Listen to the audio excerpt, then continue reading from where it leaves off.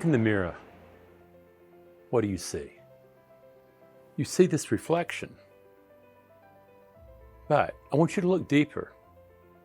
If you look into that mirror, look down your eyes and start saying, who is this? Who am I? It becomes a very powerful question.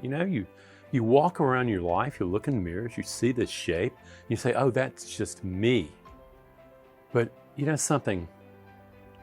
There is so much more to me than what meets the eye. There's a whole self there. You know what's interesting?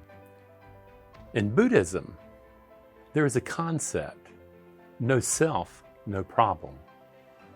What you discover, both from quantum mechanics and from emotional intelligence, is that the self, what we call me, is actually a construction. Your brain is just doing its job. It's teaching you, learning how to organize a particular self that can live in an environment. There is no permanent self, but imagine if you're going, wait a minute. Are you telling me, Randy, that my sense of reality actually is a look into my potential? It's not fixed. No, it's not. But it is limited or opened up, depending on the quality of observer that you are of your potential. Now, if you think about that, it's easy to get born into a particular situation. Like, for instance, I was born into a very chaotic, alcoholic, mentally ill home. And out of it, I ended up learning how to live in chaos to the point where I was a young adult. If there wasn't chaos there to manage, I would create it. I had no idea why. It was an adaptation. It was my brain organizing me to survive in a particular environment. When I got taken out of that environment, it just created that environment again. That's what it knew. So what I'm asking of you to look at is this. When you look in that mirror and you look down your eyeballs, who do you think you're really looking at? Is it who you really want to be?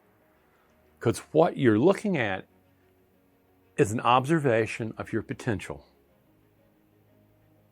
And what we're saying is that as you develop the ability to observe from a particular standpoint, you change the reality around you. Okay?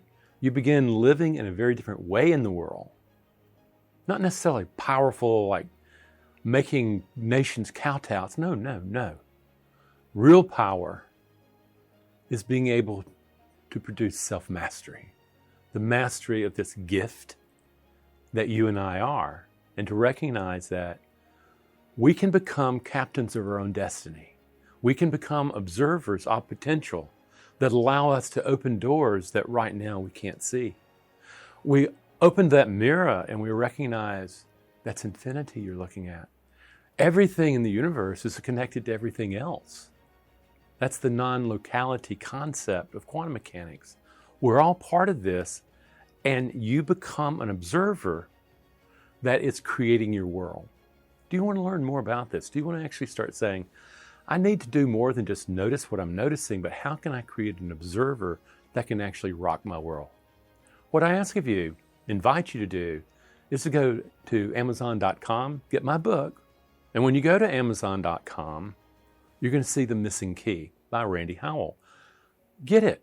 It also allows you to get a free guided meditation out of it, but what it does is it lays out this concept that I'm talking about of where all reality is observer generated.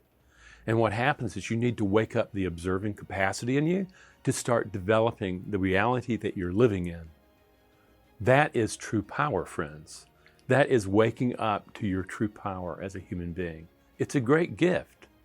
Get the book and really continue. Go to my website, really look around, start reading, start studying, and start looking at yourself and beginning to ask the question, who is this I'm looking at? Things get really interesting there. Welcome, friends. Come and learn. Come and learn.